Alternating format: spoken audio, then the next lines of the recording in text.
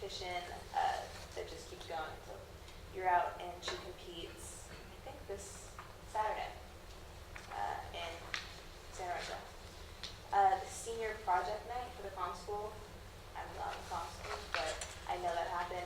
Unfortunately, I wasn't able to see it, but I heard it was a huge success, as it usually is. And the senior trip happened 2 weeks ago.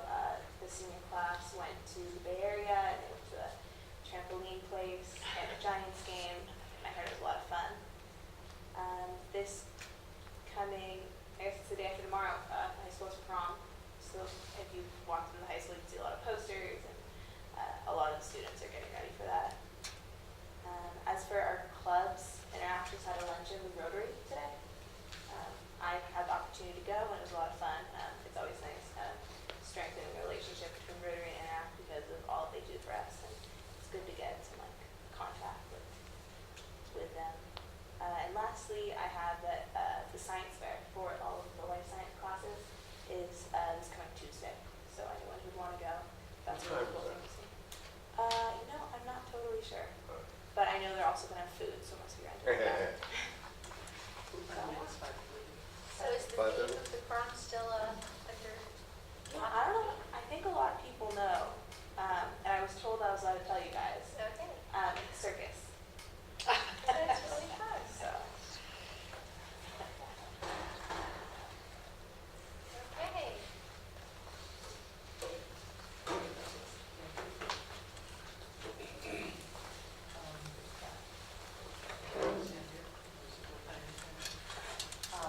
Well, my report just got a lot shorter. You did such a nice job covering a lot of the activities that have been going on. As is always the case, May is an incredibly busy month, so I'll just piggyback on a few things that Emily talked about. With the advanced placement testing, we had 53 students take a total of 112 tests. So that's pretty amazing. It'll be a while before we get the results, of course. But it's the first time in my 12 years that we've had enough students taking the AP English Lit. We had to have 2 sections. So that alone, it's very strong junior and senior class. A lot of kids taking these rigorous course offerings available. So that was great. I do want to publicly thank Rebecca Bailey for being the testing coordinator for the Smarter Balance. Oh my goodness, worth every penny. Made my life so much easier and made the whole process go so much smoother. So thank you, Rebecca. May 1st was the deadline for most seniors to commit to their post-secondary plans. So I'll just give you some numbers. Of the 35 seniors graduating from MHS, we have 5 students going to UCs, 7 going to private 4-year universities, another 8 going to CSUs, 11 going to community colleges, most in California, but 2 out of state. And we have 1 student going to AmeriCorps and 2 going to the Coast Guard. Of the 11 community school students, I wasn't able to get a total input because they're on the retreat, and I didn't think about doing this until today.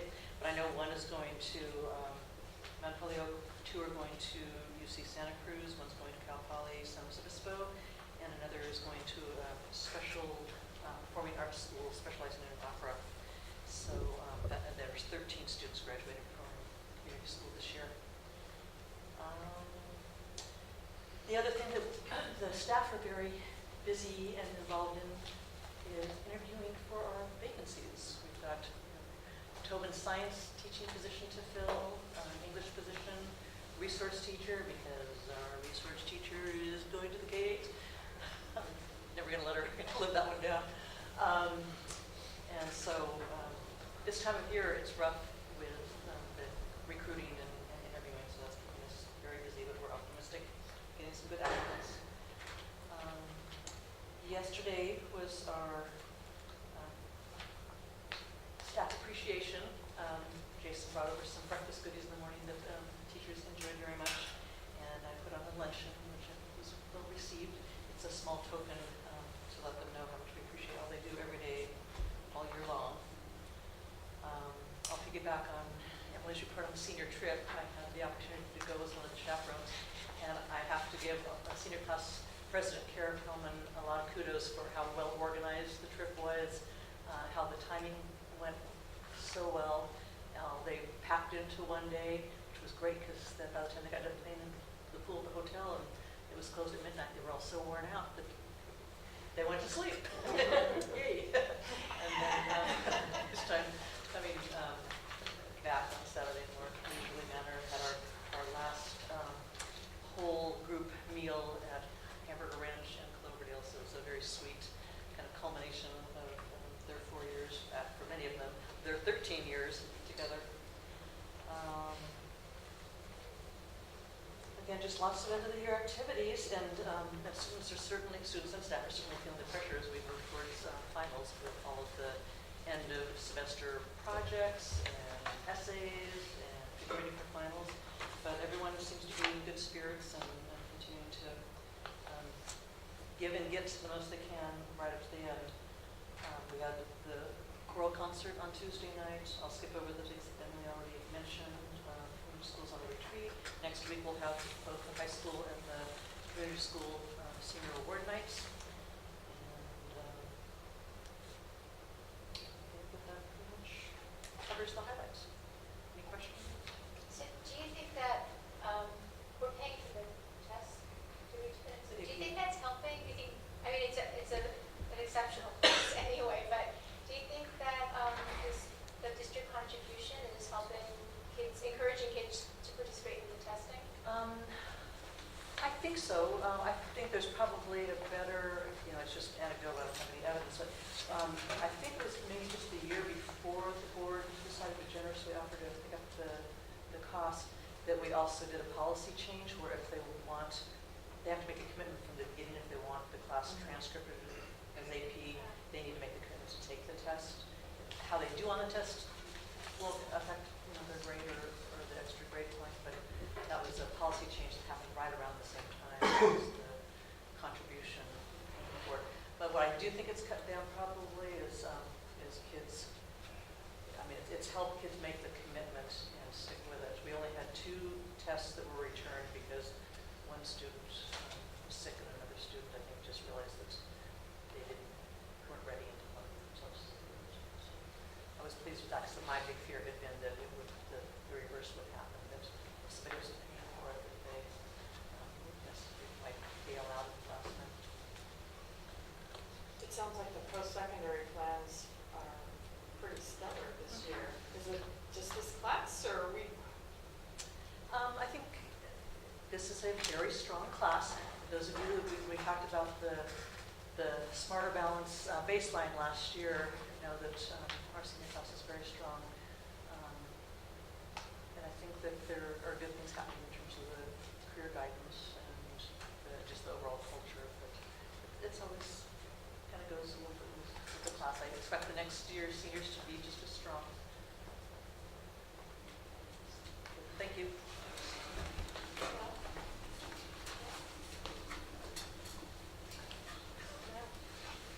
Thank you very much. So you're sending off a strong class? Yes, I feel pretty lucky that the timing happened to be that I get to graduate with a particularly stellar group of young people. With your leadership playing a key role, no doubt.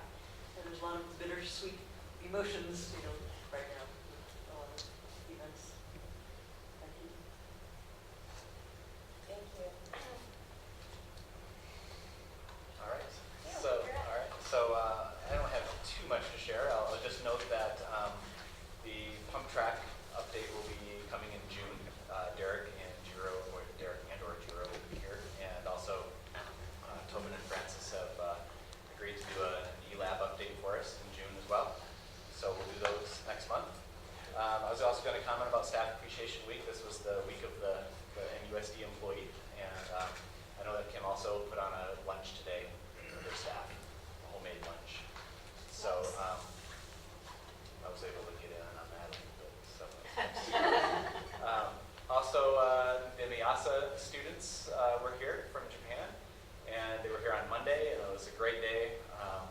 The assembly was just as loud as ever with the taiko drumming, and it's really amazing the bonds that are formed during that short time frame. And we're sending a group next year. And so, Gail, I know that the odds are not in our favor that we're going to see Gail at the June meeting, the June 16th board meeting. Maybe though, I don't know. Highly doubt it though. Kim's shaking her head. I don't think so. But one of probably the top 3 things that you're going to miss as principal are board meetings, right? Board meetings. But we just need to take some time to acknowledge what Gail's meant to our district and me personally over the last 5 years. I can only speak to what I've seen in the last 5 years. And what I have seen is the biggest positive advocate for students, for young people that you're going to find. She's just in 5 years, what I've seen is her take over and be the guidance counselor as well for a whole year. She's now teaching culinary during the week. You didn't have time today. Yeah, I mean, I was in the office today. She just came back and she was, we made pad thai. She's going to senior trips. She's going on 8-week trips. She's not missing any sporting events, chorus concerts, improv concerts, you name it, Gail is there. I've learned so much from you over the last 5 years. My favorite time of the week is Monday morning at 10 a.m. That's when I get to meet with Gail and Kim. And it's a time where we get together and we discuss what's happening in our schools. It's a time when we get to vent. It's a time when we get to do some really, really cool brainstorming. And it's just been I'm going to miss that time, that 10 a.m. time. So, anybody else want to, do you want to have any comments? Does anybody else have anything to say about Gail before we? Oh, we do a I? public roadshow? That's true. We will have a couple of gatherings. Now, I would just like to say publicly that you have been a mentor to me too, both in terms of just how to deal with students positively and productively, and in terms of leadership, academic, administrative leadership. And I'm going to miss you as a fixture of our school, and I wish you loads of fun being a grandma full-time, I hope. And you leave some tough shoes to fill, and Tobin's got his work cut out for him, and I just want to really sincerely thank you on behalf of all the students I ever had, all the students that have come since, and the community for all the time and effort that you put forth doing your job, which is a tough job. So thank you. I echo the same thing. And I remember some exceptional circumstances. One comes to mind that we don't have to detail, but I bet I know which one it is. controversies come our way. It's just a part of the playfield that we have. And when they do, you've been exemplary in handling things, and handling them in such a way is that as a leader, often you take the blame for something that you really wasn't your fault or problem to begin with, but it makes everybody whole, and it makes you whole, in the end of it. And that type of attitude towards the position has just made me admire you over the years. It'd be sad to see you go. You've been an incredible influence, of course, in my family, and I can say that sending my kids off to school, knowing that you were there, was always very comforting. You were an incredible guide to them, inspiration to me. I want to go back to my Muse Day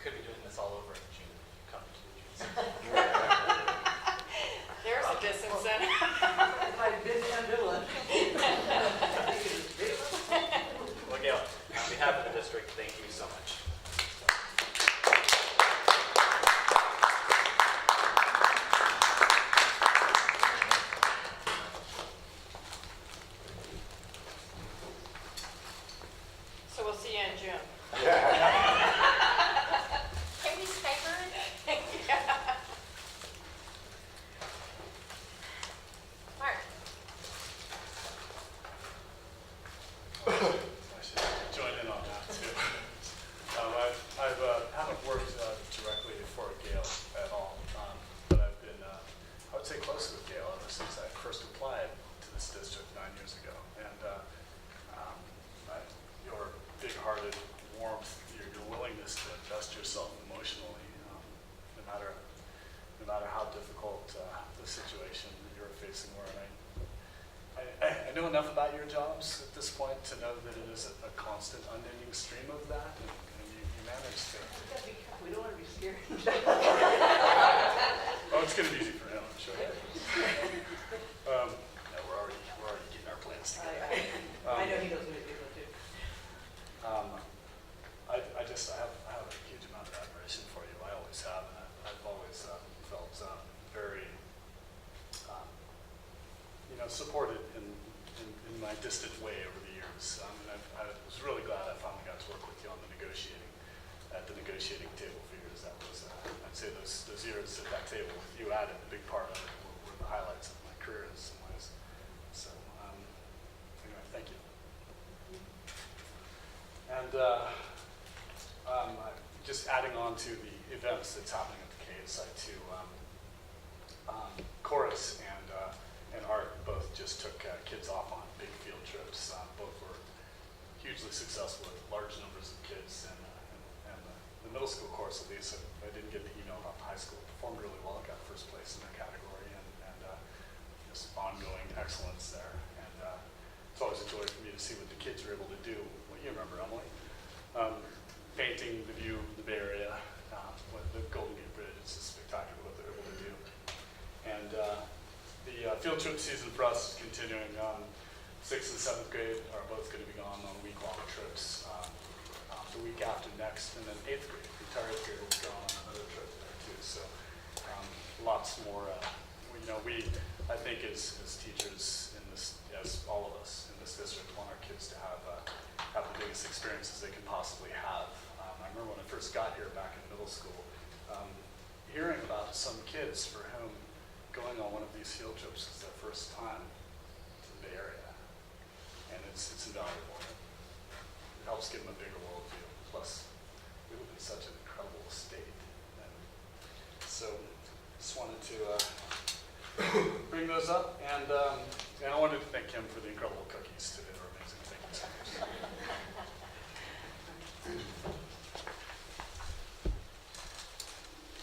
Okay, no one has any business. So, just a report. I don't really have any. I can always link something up. What do you want? Okay, do we have anything to share from our retreat? Let's see if we have a big retreat. We did. The value, I would just say in general, the value of when we get together at the Stanford Inn, it's not technically a closed session meeting. People are welcome to attend. It doesn't often happen that people attend, but it gives the board really excellent opportunity to really get into depth into issues in a different way than we can here, because we really have to be sort of agenda oriented here. And not that we don't have to be there. We do stick to the topics that are, published in an agenda, but it's immensely valuable to the functioning of the board, administration, relationship, and therefore the school. So. Thank you. So we're not even close to 6, we go on to 8. Sure. Is anyone here from East? No, I'm sure that someone is going to be here, so maybe we should give them a little more time to come back.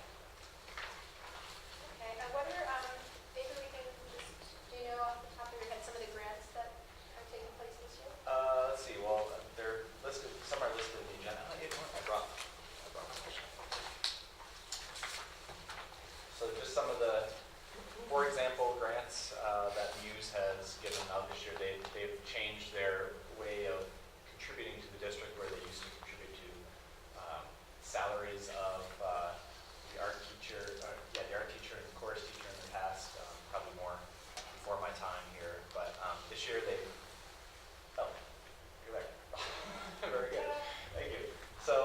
given to the 7th grade, 8th grade trips, the improv club, and field trips, project-based learning week. I don't think that actually ended up happening.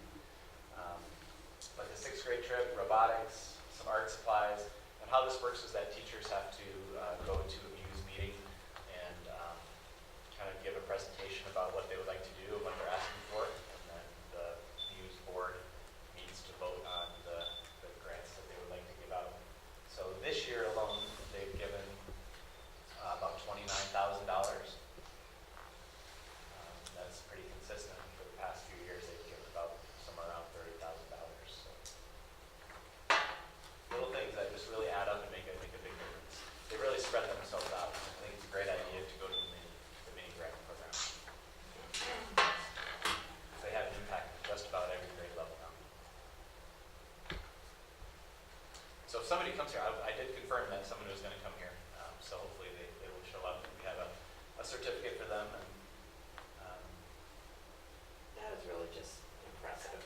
yeah, That number 856,000.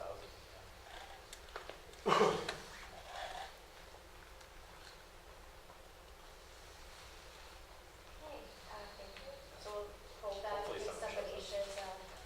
Okay, 8.2, resolution 2016-7, 07. All right, so this resolution is the second step in the, for the maintenance assessment district in order for us to collect those fees. So this resolution is required in order to direct us to have a public hearing to receive input prior to taking the action. So the public hearing will be held on June 16th here at the regular board meeting at 5 o'clock.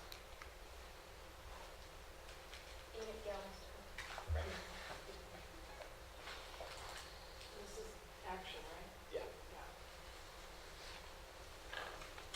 So, motion. I move to approve resolution 2016-07 regarding the maintenance assessment district. Second. Okay, all in favor? Aye. Aye. Okay, 8.3. All right, so this resolution is an annual routine procedure that authorizes me to enter into contracts for services, equipment, materials. And I believe that there's, I think it's 88,000 is the limit on that, something around that number. But of course, all the big projects, we do get quotes, and we do bid, so part of our maintenance plan. I don't think we've ever really needed the full amount. Okay, so another action. Move to approve the resolution 16-08. Second. All in favor? Aye. Aye. Okay, 8.4. All right, so this resolution reduces classified employee services by 1 hour a day. So this is an accounts payable position at the district office. But also we've added a 2.5-hour accounts payable position. So that takes the place of this position. And the person currently in this position will be employed elsewhere in the district. So nobody's losing out on any time. But this hopefully we'll have enough people in our district office going forward. Okay, another action. Move to approve 16-09. Second. All in favor? Aye. So you have a report. Yep. All right, so the next one is my annual inter and intra-district transfer report for 16-17. So this process begins in October. So the window for applications for transferring inter-district is from October 1st to May 11th. And then parents need to be notified by May 15th of the decision. So this year, we also had a lot of intra-district transfer requests. Those are requests requesting to come to the K-8 school. In this case, they're all from Albion School. So at the very bottom of that sheet, I note that there are 5 intra-district transfer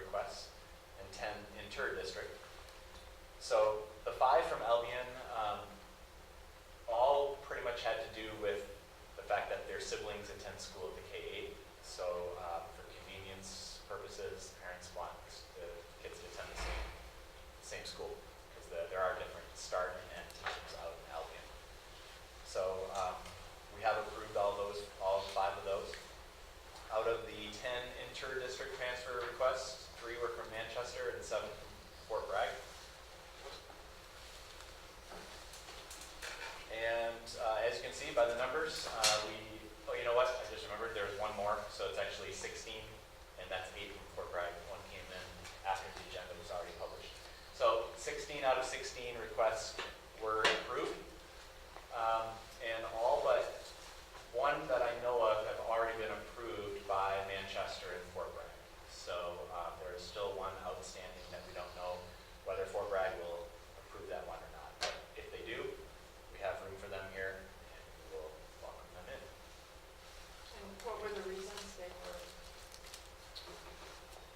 trying to come from other districts? Let's see if I can kind of summarize it. One was that we had the community high school, which is a program that they don't have. Another, maybe 2 felt like they were being bullied up in Fort Bragg, and they wanted a change of scenery. I know another one really wanted the multi-grade classrooms that we offer here at the K-5 level. Another one had, so the 2 from Manchester, there are 2 from Manchester, and those also had to do with the comm school as well, so 3 for the comm school. And then another from Manchester really liked, according to the application, what we were doing with technology here. And they had just moved to Manchester. I think they wanted to go to a bigger school. Also class size, coming from Fort Bragg, our class sizes are a little smaller. That was another reason. So that kind of sums up the. How does that, if the 5 kids are coming from the Albion School, what does that leave with Albion School? We are projecting lower numbers at the Albion School, probably somewhere around 10. So does that That we know of. make a That we viable know of. classroom? Well, that we know of. And, Okay. and there may be more, there are usually more, there are very rare, in rare occasions we have less than what we project. But, I mean, I'm sure you thought about that before you yeah, I think, approved it. I wasn't here when Elk was closed, but I think what Elk had 6. I think that year, am I right on that? Oh goodness, I don't remember. Okay. So I'm hoping that, I think 10 is still viable. I'm thinking that there might be more than that. We just don't know about. We can send up some of our health preschool, because now we're up to 12 there. So. I have a question. So these numbers that you just explained, if you already have a student that's in the program, previously, are they counted up in this tally? No, these are new. These are new new, requests. so we have a bigger number when you consider the whole. Yeah, this year we have 67 Wow. transfers in the district. However, 14 of those are seniors. So we're going to be down to 53 plus Well, this 11, next- plus 11 because 5 don't count. They have about that. So we'll stay pretty flat there. And so in an overall sense, if we had a graph over the years, are we up or down? We're down. We're down because Fort Bragg is approving very, very few transfer requests these days. Right. Parents really need to provide a compelling case. And another thing that we're trying to work with Fort Bragg on is students that have been attending our school for 4, 5, 6 years find themselves having to move to Fort Bragg for whatever reason, but they want their kids to stay going to the K-8 school or to our schools. In the past, Fort Bragg would have approved those, but now they're not. So it's hard. Yes? How many Mendocino kids go to Fort Bragg? That's This year we have 21. 21 from here going.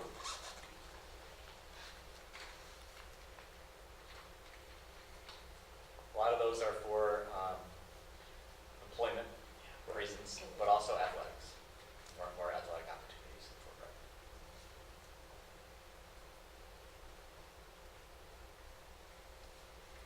But the majority are because the parents work up there. It's easier. Okay, thank you.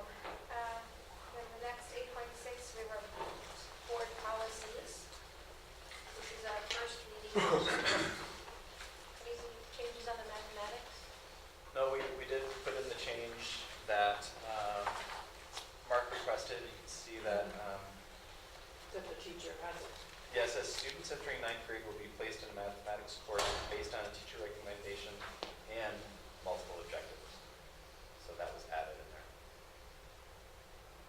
And I think it just gives us more latitude, more options. And that was that, and that's the only change from last time. And then there is not a change for the non-discrimination harassment. So it says action, so you need a motion. Yeah, this is to make it into a, So Fine. I'll move that we approve the 8.6.1 and 8.6.2 board policies and for approval. Second. All in favor? Aye. Aye. Okay, so we're up to future agenda items. I was driving on the way in. Now, you show the, each time we see the warrants, and I wonder if it would be helpful at some point to just go through a 5-minute presentation about what we're actually looking at when we see the warrants. Just sort of a walkthrough on the document.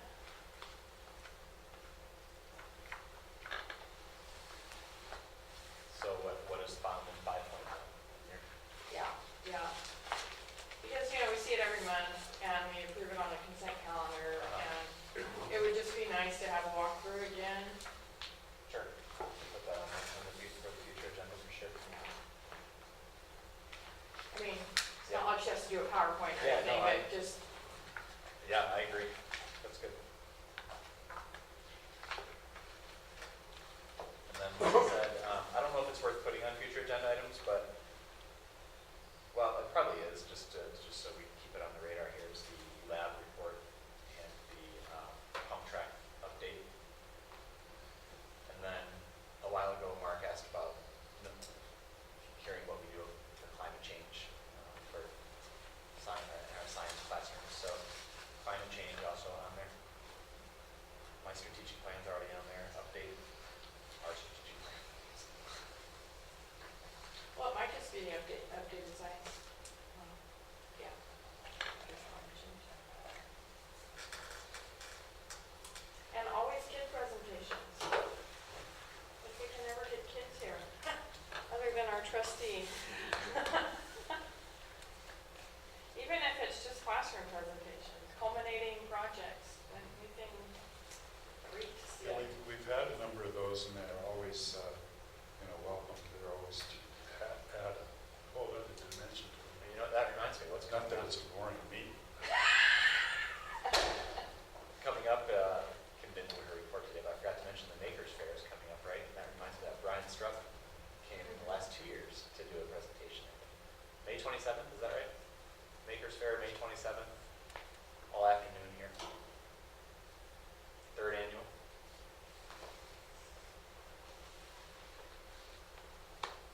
Okay, we can wait around till 6. Does anyone have a public comment? I got public comment. Okay, we'll wait. You would?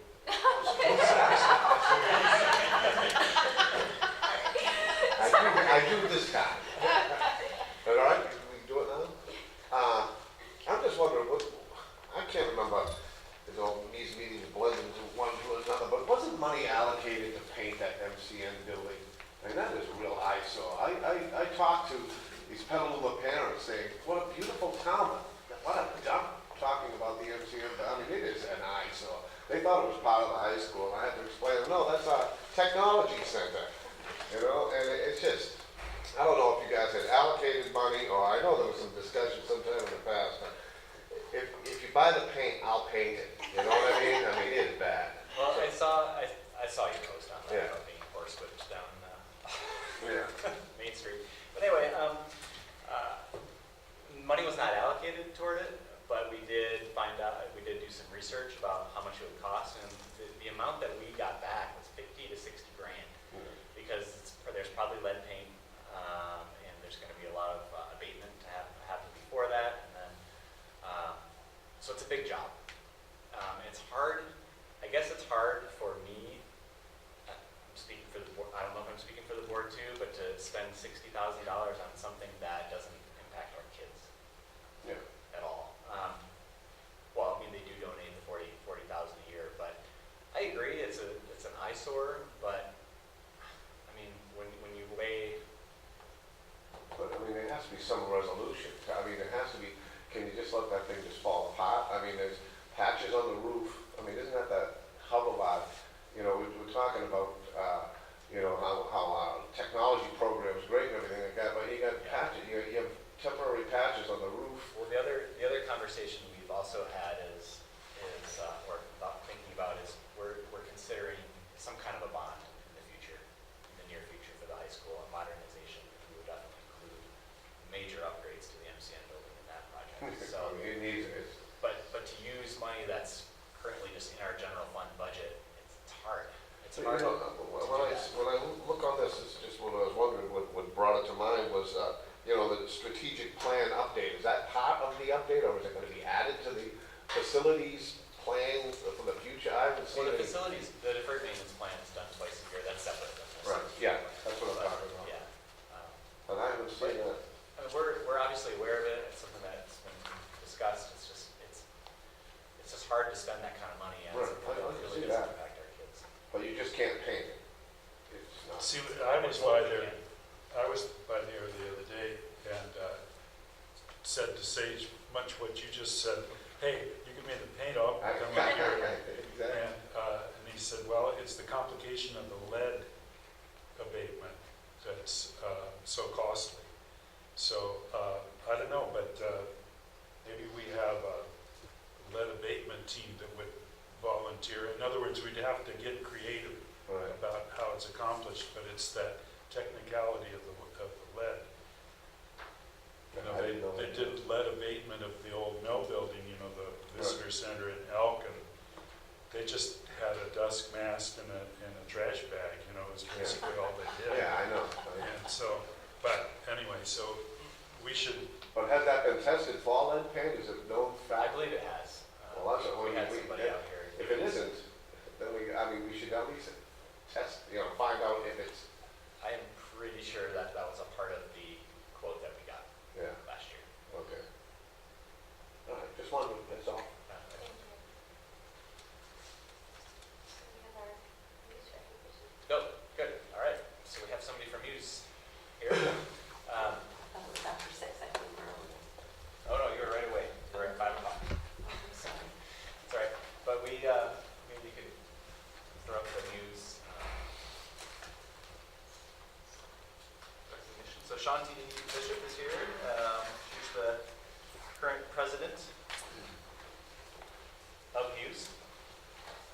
Do you just want to name who the other board members are? Currently, our other board members are Pamela Duncan, Lindy Madden, Sarah Spring, Amy Valla, Carolyn Barrett, and Sarah Schoenman. So over the years, Muse has given, as you can see, $856,000. And Muse has been in operation since 2001. Our chorus program, our art program, has been significantly impacted by culinary. Thank you. And starting in 14-15, they decided to go with a mini grant program where teachers would apply for funds, and they would have to go to a Muse meeting and do a presentation in front of the Muse board and other members at the meeting, and you know, indicate how their project would affect our kids and their teaching. And last year, 24,000 was given out. This year, 29,000. And as I was saying earlier, that now Muse has been able to reach its tentacles into about every single grade level here at Mendocino Unified. So we have a little certificate for you to take back to the board, if you don't mind, Sean. We have money for you. Oh, that's a good deal. Yeah. This is the remainder of the $29,000. There's actually more here because a parent who has a corporate job and their corporation actually matches Muse funds or donations to a nonprofit. And since we're a nonprofit, that's what he's chosen to do, even though it actually isn't technically something from Muse, but it basically doubles his money. So Good. Thank you. Yes, thank you. There you And here you go. All right. Thank you very much.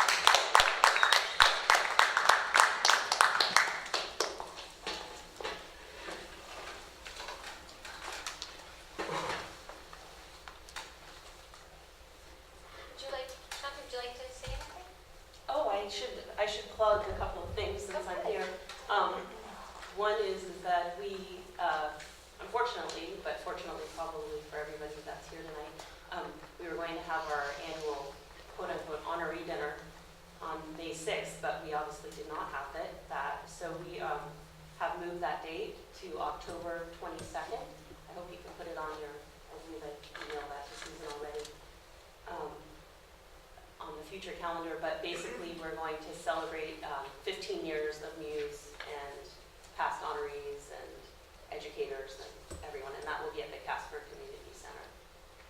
So you will hear more about it, but we decided to push it out because it just seemed like the end of the year, there was just too much stuff going on for everyone. And I think it will be a really nice way to kind of start the year and when everybody's fresh and really excited to hopefully get excited about helping out with Muse. And also I would just like to thank, there are so many people that are not on the Muse board, that volunteer, that donate, that do so much to help support Muse. And so while I know the figure says 800 and whatever that is, the 800 and 56.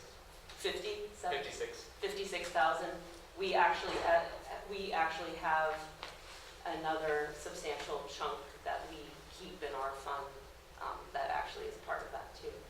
I don't want to give a number because I'm not exactly certain, but it's actually potentially more than that. So if anybody's, I hope that we might be looking for some new board members this year, so we're hoping to be able to find some new fresh volunteers. Thank you. Thanks.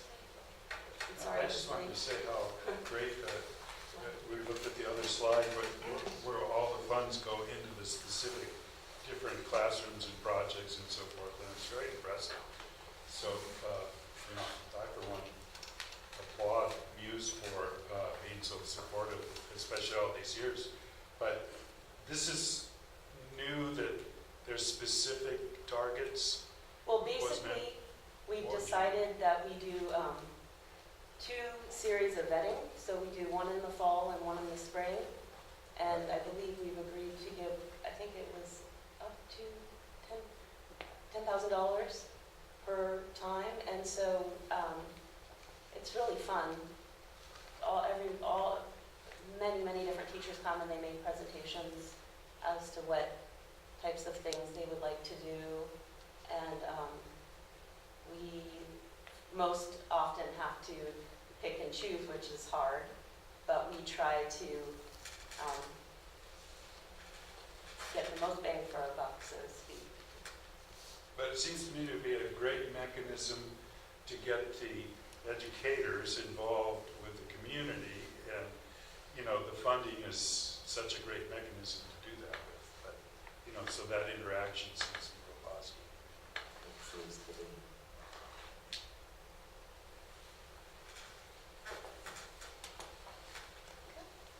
Anything from you? Just thank you. That's amazing amount of money over the Just years. this little tiny part at the end of a big number. There are many Yeah, but you're years carrying the others. torch, so Uh-huh. thank you. Okay, I think that's it. Thank you. Oh, Are we still gonna have a public comment time? Or can we, you can have it now. okay, I don't know what the proper procedure for this would be. You guys just voted on in the past, after a brief introduction, BP 614.92 regarding mathematics instruction. And what was put up there is somewhat different from what was talked about at the end of last meeting, as when you guys were talking about, future agenda items. At that time, the conversation was not about the degree to which a teacher's observations in 8th grade would affect placement in 9th grade. The conversation at that time was that within that first month that they're in 9th grade, whether a high school teacher's observation at that time would be being considered in terms of correcting placement. That was the conversation that was happening. And that was the conversation that I was having with our members in the past. So I don't know whether I should have addressed that in my MTA report, or whether I should have raised my hand and felt it would have been rude to interrupt you as you guys went through your process there or not. But I can say there's not consensus in our math department's K-8 on that issue. There's strong opinions about it in both ways. I can say that there are some teachers that have very strong opinions that there's no such thing as an objective observation. I know Mark would disagree, and I know others might, and some of the teachers might. But I feel that had this conversation, if I had understood that that's what it was going to be earlier, we would be having something of a debate about that right now. So what wording is not what you were expecting? That teacher observation, I think as it was phrased in there, on the 8th grade side would actually be an explicit factor in placing them in 9th grade versus objective, quote unquote, objective measures such as testing, etc. I believe that's Do you think you could pull that policy up? But it didn't say, you just said that teacher recommendation instead of multiple. It's in addition to. So the multiple objectives are still there. This was discussed at the open session in Albion, at the Albion meeting in April. And it's been on the agenda that was posted and it was Mark discussed. was at that meeting. Right. I was at that meeting. My recollection of the conversation that was the preamble for the conversation we're going to have today was specifically about the high school teachers having their observations of where the kids are. Yeah, Mark wanted to add that in as another matrix. That was what Mark was going to add. That For was both my of them. recollection of it. And what was written here, what you guys just voted on, I think, was more in terms My of memory, if my memory serves me correctly, he wanted it in, his proposal was to put it in for both. I don't recall that, and had I recalled that, I would have been attending to that a little more carefully. Let me say that the teachers that are doing the actual handoff, I've tried to get in contact with and tried to have conversations with them because I believe that they're probably most relevant, and I can't tell you what they would say on this particular issue. So I feel that it is my place to represent that there is a diversity of opinions about this and some strongly held opinions as well. And I know you've already passed it, but We haven't passed it yet, it was a first reading. Okay. So, This is- great time to jump in and. This is get my this experience with together. this, so I don't know where the time. Okay, so our vote today was approving a first read, so the next time it comes, right? The next time comes to the final. Right. So, Would be this version unless we change So it. it has next. not been sealed, in other words, okay? So, But I just don't understand what your beef is, I don't because either. I think we got it exactly the way we discussed it. So I'm not hearing what you're trying to tell me, I guess. well, my thought is, it sounds like there's some people you need to talk to. Yes. And then maybe in writing, let us know, because then maybe once you get the feedback and everything's written out, we can look and ponder, then we'll understand with greater clarity. Yes, and thank you for explaining the first reading thing on that. So I don't, That's fine. I'm Yeah, curious that's as well. fine. well, I want